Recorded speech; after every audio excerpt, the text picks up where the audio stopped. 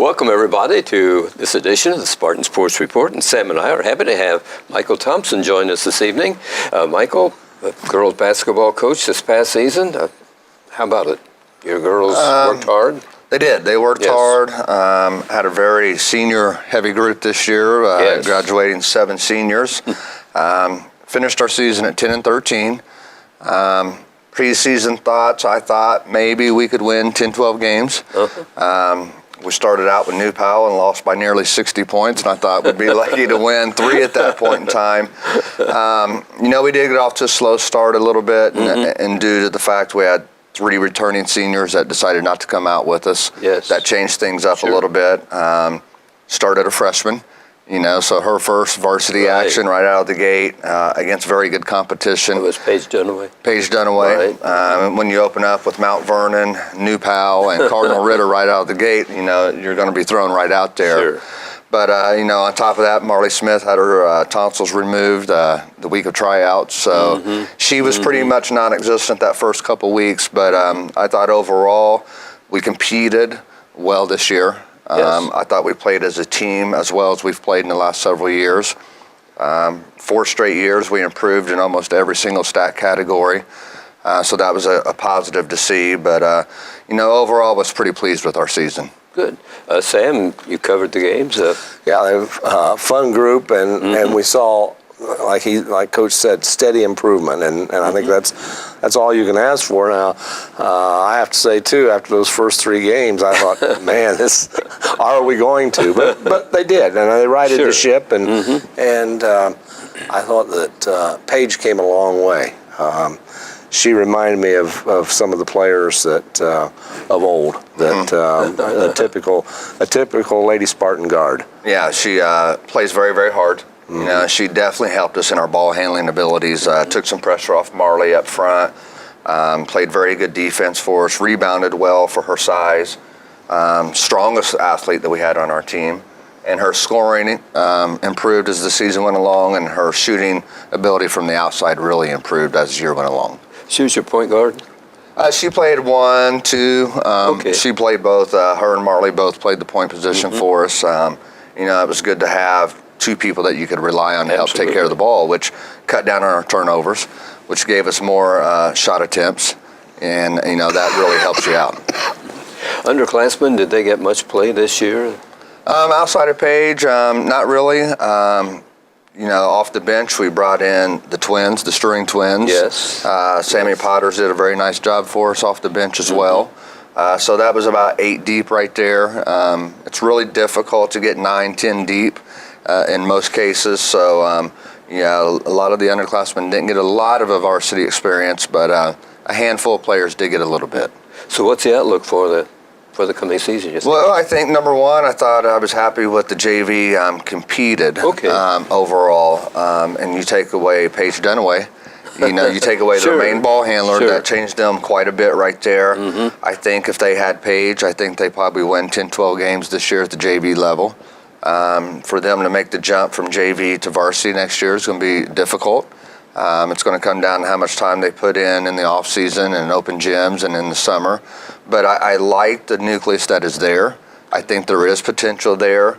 I think next year, I don't want to say it will be a struggle, but it's going to be a learning curve for sure. And then, you're going to have a lot of young players that are going to have a similar situation we were in with the senior group that played a lot of varsity. A lot of them got to start playing as freshmen. All of them started playing as sophomores. And you're going to have that same situation next year where you're going to have a lot of sophomores and juniors playing, being able to get that experience, and hopefully that'll pay off. How did the freshman team do? Unfortunately, in our area, and it's not just here, it's across the state, it's very difficult to get freshman games. Most programs do not have a freshman team anymore. When you get to that point, we're all calling it a C team where you can play freshmen and sophomores, and as the season gets going, you'll get phone calls and they need to cancel. So I think we played 2 games, maximum 3 this year, and I think we had 8 or 10 scheduled. And that's even within our conference, trying to play everybody twice and have a conference tournament, and even our tournament got canceled because it got down to there was only 3 teams that had enough players to even participate. Can you guys come up with a reason for the lack of? It's just been a trend the last few years. I see. Rushville is a very good girls program in our area, and they haven't had a freshman team or a C team in several years. I could see it in the near future that across the state, everybody just says we're not going to have one at all. Yes. I read a rather long article online yesterday from the Goshen Times that talked about that very thing. Really? And it's not just girls basketball, it's boys basketball, it's other sports that there's so many opportunities for kids to do other things, and kids are specializing more now, and so interesting. you don't have your tri-sport athletes like you used to have, and they talk about jobs and talk about video games, and I think some of that does relate to that, but on the other hand, I think some of the interest is gone as well. And it puts a coach in a tough position because you get the tryouts. You're trying to make, if you have enough for 3 teams, you're trying to make that happen for them. You know that their number of games are going to be limited, and you want to keep kids involved, and you want to give them an opportunity. But it puts you in a difficult situation sometimes, because do you just say, is it worth trying to keep 5 extra girls and put 3 or 4 girls with them to travel to give them the games? Or do you go ahead and make a decision and you cut those 5 players and that you don't want to? So we're in a situation where it's tough. I know Columbus East this year or last year, he had a full freshman team. He had like 12 girls. They played 1 game. And so you're keeping 12 girls in your program, and the fun part for the kids and for the parents is the games. A program like Columbus East, they could put in the time, and then next year make the JV and the varsity and maybe go on.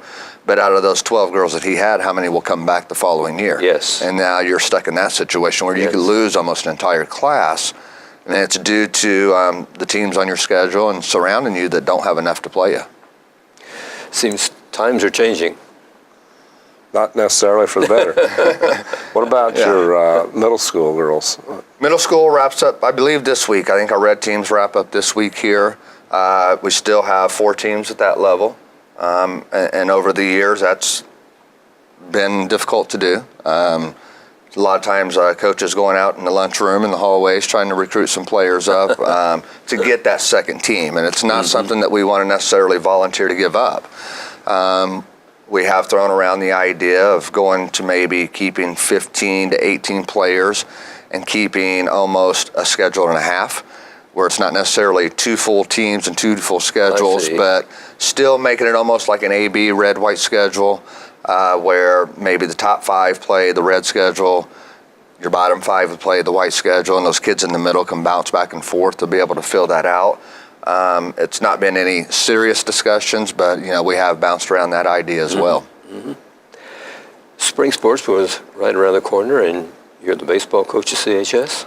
I will be taking over our baseball program this year. I know Sam's been asking me a little bit, so last week I officially resigned from the girls basketball. I just don't feel like I could do both jobs justice at the same time. I think it'd be unfair to either program if I tried to do it, and I'd probably put myself in the hospital with exhaustion if I did. But, on one hand, I'm extremely excited about the change, looking forward to getting out on the baseball field. On the other hand, I'm kind of sad to leave the girls basketball program. I've spent 23 years in the program, and last 14 years as a head coach, so I've put a lot of time and effort into the program. I care about it deeply, and I hope that those JV girls next year, do very well. I'm sure I will be there supporting them as well. Certainly. I am looking forward. It's not going to be the same without you on the sideline. That's for sure. And I was getting ready. We have our banquet this week, and I was getting together my notes for that and looking up some things. And this year was the 44th year for girls basketball sanctioned in the state of Indiana. And I've been in our program for 23 years. Wow, so almost over half of the life of girls basketball in our state, I've been a part of it. Back in the mid-'70s as well? Yeah, I think it was 77 was the very first state tournament, 76 or 77, right in that area. So, it's very bittersweet. I've been very fortunate to have had many very good players, talented program, but better yet, I've had very just great young ladies and very supportive parents over the years, and I've heard, people say, I'm sure you're glad to get out of girls basketball and get rid of all the drama, and I haven't had that. I'm sure they've had some things happen behind the scenes or in the locker room, but it's never been enough to be brought to my attention. We just haven't had that, and I maybe hope that a part of it is I always preach to them that I won't tolerate it, that not any one individual is bigger than our program, that we are a family and we get along, but I think it just goes back to having great kids that come from great families, and they have bought into what we want to accomplish in basketball, and I've been very blessed there. But at the same time, I'm looking forward to a change. Sure. 23 years and doing the same thing.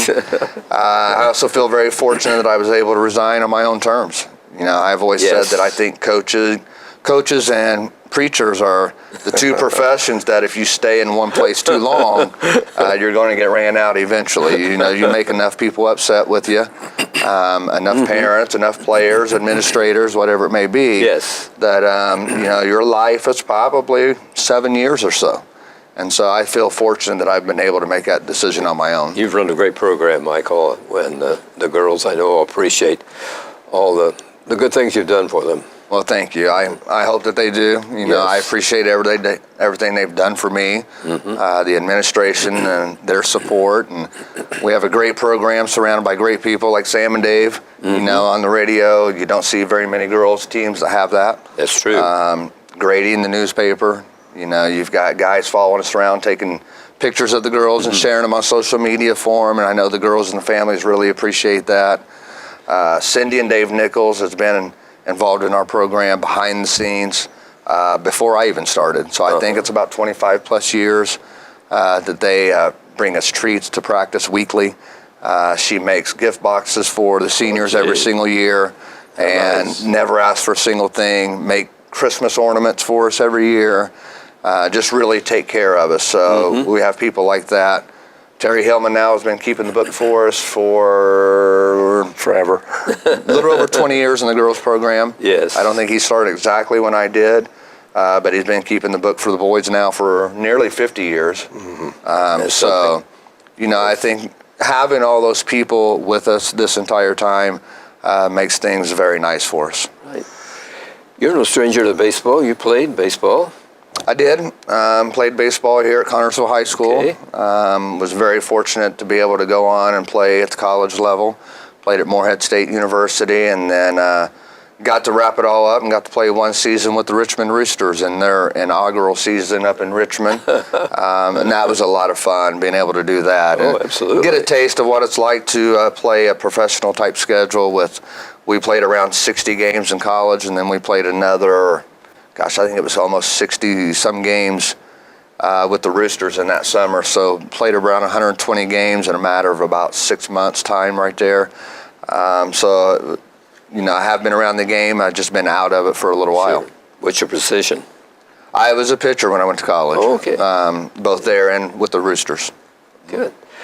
What's the outlook for CHS? Well, we will see. Last year, I think they won 2 games. I think they've won 11 or 13 games the last 3 or 4 years. So, I think the only way we can go is to go up right now. I am very excited about the fact that I have talked to a few kids into coming out and playing baseball that haven't played the last couple of years that I think will help us immediately. Some of those kids being some of the boys basketball players. And I think not only will they help us talent-wise, but with the culture that Carrie has established in the basketball program and the fact that they're used to winning, they expect to win, they work very hard, I think that will do wonders for us in the baseball program as well. So I'm excited for that. Those guys know each other too. That's the other thing. I mean, it's a totally different sport, but still they're used to their communication with each other. So that's a real plus, I think. I think it'll help us, and I think they can come out and help us immediately. I've been very happy with our workouts. Good. We had fall workouts, and I was doing baseball 2 days a week and basketball 2 days a week during the fall. We wrapped that up, and then Coach Eric Myers and Jeremy Horn took over baseball and put them in the weight room the rest of the November, December. Once I got to basketball, I stepped away, and I never touched anything with baseball whatsoever. I didn't have time. And so since we finished up with basketball, I've been back, and we're working out 2 days a week. And right now I'm pleased with what I'm seeing. They're listening. They're very coachable. Working hard right now, and it'll just be interesting when we get outdoors how we look. I think we look pretty good right now indoors, but getting outside will be different. Going live will be different, and of course, once we get to our first game. Will it be a senior-dominated team, or what? No, I think right now, about 5 or 6 seniors, including one exchange student that is very talented, and he will help us immediately. He's going to be a fun kid to be around, having our program. So I think about 5 or 6 seniors total, and we're probably looking at having 28, maybe 30 kids overall. Okay, I was wondering how large a roster you'll have. Yeah. Now you've got the middle school having a baseball team. Middle school has a program for the very first time. Yes. Last year they started it as a club. Eric Myers had a lot to do with that, getting that started. And then this year, baseball and softball officially became a sport. And so we have a paid position for a coach for each one of those down there. And I think overall we're looking at maybe keeping around 18 or so, maybe 20 in the baseball program there. And I think we have scheduled right around 25 games for them right now. So, that's going to be very important for the future of our program. I'm extremely excited about the new field house. For baseball, for softball, for sports like that, that's going to do wonders for us. Having 2 cages in there, having room to be able to long toss, build up our arm strength in the wintertime. And for me, being able to have clinics and be able to work with the younger kids during the wintertime, I hope will pay dividends down the road for us. And groundbreaking Thursday, 3 o'clock, I believe. They started a little bit this past week and cleared out some ground there, and it already looks more clear, and you can see kind of how big it's going to be. But as far as, like I said, long tossing in there, we're going to have 3 full courts in there. I think there would be actually room for a 4th one if we chose to have a 4th one in there. So it's going to be very nice for us. That would replace where you're at now. Where are you now in your? Well, right now the South Gym, the old. Junior high south. The lighting in there is not perfect. Being in the high school, being able to use it as well. Luckily, we haven't been indoors too long right now, and hopefully the weather will break for us, and hopefully we can get outdoors here pretty soon. April 1 is right around the corner here. It is. 4 weeks. That's right. 4 weeks and we open up. Tryouts are next Monday, the 11th. Okay. So we'll have 3 full weeks of practice in before we get to that. One thing I'm going to have to learn, I'm not real familiar with the competition. I didn't go watch a whole lot of baseball games the last couple of years, so where we sit and how we fare against everyone, it's going to be a learning curve this year. But the way the conference has set up our baseball games are Mondays and Thursdays are your conference games. You play the same opponent. So Monday at Batesville, at home, Thursday against Batesville. And so we'll be able to get a look on Monday and understand a little bit better what we're looking at on Thursday each and every week within our conference. And you play a team similar to what in other sports, what basketball team plays, conference? Yes, and our sectional. Yes. Our sectional opponents are pretty much the same. So you're looking at Pendleton and Greenfield. I think Anderson is in our baseball sectional there. Mount Vernon, ourselves. Maybe Richmond as well. I think so. I think they may be as well. Baseball just moved back up to 4A because they were 3A just a couple of years ago. Right. And I remember they traveled down to Madison to play that one, and I know our softball team was in that with Madison as well. Probably for softball when they moved up to 4A, probably wasn't a great move for them because now they're sitting there with New Pal, and New Pal in softball is extremely good. A lot of very similar opponents of what we're used to playing. Speaking of New Pal, and and you've heard about New Pal, I suppose. Yeah, last week at this time, 410 teams in Indiana. We're getting ready to start a sectional play, and come Saturday night, 64 were left. So that means 346 today were putting uniforms away, and unfortunately, CHS was among that 346. Yeah, it's interesting that New Pal came in our sectional, and last year girls won the girls basketball sectional, and that I think was the first sectional they have ever won. And it wasn't because their sectional was tougher, it was just because all of a sudden they had a very good group of girls come through there. Now New Pal for basketball is not really known for basketball. They have a good group of players coming through to there right now, and I think what helps them too is some of their athletes are football players. And we know about the success of their football program. Right. They also have a couple of baseball players that are going to go on to college and play baseball that also are playing basketball. Yes. I think that has helped them. And like I said, softball is very good. Their baseball program is very good. And of course, their football as well. I think only their 8th sectional boys basketball championship. And, is that what it was? And dating back, way back. I mean, because they've been around a long time. Now they've grown quite a bit in recent years because being a bedroom community to Indianapolis, but you're right, they just have not had the tradition, but they're pretty good. Yeah, pretty good. New Pal is a team that eliminated Spartans from the sectional last week, and here are some of the highlights from the TV3 coverage of that game. Well, we were at Rutgers there for a minute, that big arm. You can see the Connersville fans there in the left corner of your screen. I mean, they turned out as they did all season long to support the kids. Yeah, and Dragons get off to a quick start. Right, Spartans, gee, they had a real struggle in the first half of that ball game. And Kerry called a couple of quick timeouts to try to settle them down. But New Pal, I think they had one thing on their mind was to even the score after they lost that close game at CHS during the season. Mm-hmm. Those kids came out with guns blazing. I'll tell you, everything they threw up there went in the first half, it seemed like. Yeah, well, Sam may be able to correct me, and Kerry definitely would, but just off the top of my head, I think the first quarter they were 7 or 9, and I think we were 1 for 10. I agree. Yes, I think that's pretty close. Yeah, I agree. It was the bars were on the top of the basket for the Spartans. They just could not get underway. And we're down there 22 early, and finally we get something going. And you gotta like the way the kids persevered though, and oh yes, didn't fold their tent, which they could have. Jacob Brown with a nice turnaround there, but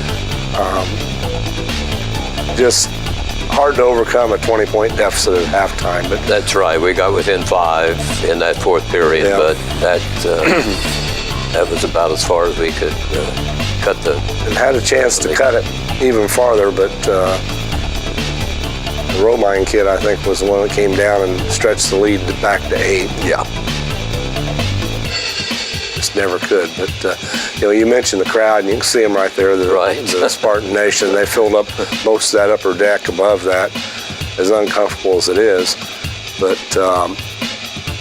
the IHSA would probably have rather seen us win, and been there on Saturday night and go to Southport, because we always take a big crowd and make them a lot of money. Where the other schools don't. And the unfortunate part of that game is we probably won 24 to 26 minutes overall. Yes, but we just could not close the gap or get over that hump. Well, I keep saying if New Pal plays the way they did in the first half, they'll come out of that regional. But if they play like they did in the second half, well, they'll become spectators, I think. So. And that regional would have been doable. We'd have been facing Avon, I believe. Yes, that's who they play, right? In the regional first game Saturday. But there's next year. That's true, but I think there's 268 days until they do it again. There's the final score of the final game of the Spartans for this year. The only winter sports this event this week is at the middle school, I believe, although you mentioned some of the basketball is still underway, Coach. But I had them that the wrestling team will be at Rushville Tuesday, and they go to Hagerstown on Wednesday for the season's final 2 ball games. No area team won a sectional to advance to the regional Saturday. The Spartans, as we mentioned, lost to New Pal, Cambridge City to Winchester, Centerville to Northeastern, Richmond to Mount Vernon, Rushville to Batesville, Franklin County to Batesville. Union County made the best showing, advancing to the championship game at the Hagerstown sectional, but they lost by 2 points to Northeastern, 52-50. In the Eastern Indiana Athletic Conference, Batesville was the only winner, taking down Greensburg in that sectional title game, 69-56. The Bulldogs, 15-10. On the season, meet Princeton 20-5 in the first game of the Southridge Regional at Huntingburg on Saturday. Princeton defeated Washington 54-34 to win the sectional. That was a shocker. I mean, that had to be the surprise of this area. Greensburg losing and beat them. I mean, beat them handily. Yeah, really. like 15, 13 points. Finish, I mean, think so. It's. It was wild to watch, and Greensburg's second loss of the season, their only other loss was to Indianapolis Cathedral during a tournament during the holidays. Mm-hmm. They ended up 27-2, so I'm sure no one was more surprised than Greensburg when that game was over. That's what makes Hoosier hysteria great. That's right. Records mean nothing when you go to a tournament, doesn't it? With its win Saturday at Richmond, New Pal goes to the Saturday Regional at Southport, plays Avon in the first game. New Pal is in the sectional, defeated Greenfield Central 60-45, the Spartans by that 56-47 score. And Mount Vernon in the title game, 61-43, and the Dragons' record now is 17-8. Avon is 15-9. They won the sectional by defeating Mooresville 56-34. And we do want to talk a little bit about Delta. It's the only undefeated team in the tournament. The Eagles, under coach Mark Detweiler, who formerly coached at Union County, are 26-0 after winning the Newcastle sectional by beating Newcastle 59-55 in the championship game. Delta meets Tippecanoe Valley 15-9, their record in the Class 3 regional at Marion. Delta, we might have a 3A basketball champion at Spartan Bowl next November when they come to CHS in the early part of the season. Nice team. We saw them second game of the season for the boys. Right. And a game I thought that we could have won. Yeah, just a 6-point loss, I believe. Yes, it was. But that's got Delta started on the roll, and they must coach to be undefeated. That's quite a feat. Quite a feat right there. And I'm happy for Mark. I thought he did a good job when he was in Union County. I am in several meetings with Delta's principal, and really? I told him I thought that they got a good hire when they got him, and he said, well, I can't find anyone to say a single bad thing about him, so that's a good thing. So happy for him. Well, we want to wish the Eagles the best of luck in their tournament at Marion. Yes, we do. I like the fact that they won at Chrysler Fieldhouse against the home team, and a lot of people were following that. Yes. Yeah, Newcastle kind of struggled this year, didn't they? Yes, they did, but they're still. That's a difficult task beating them on their floor. That's true. And boys or girls, probably same with volleyball. I mean, anything that's played there, it's hard to win.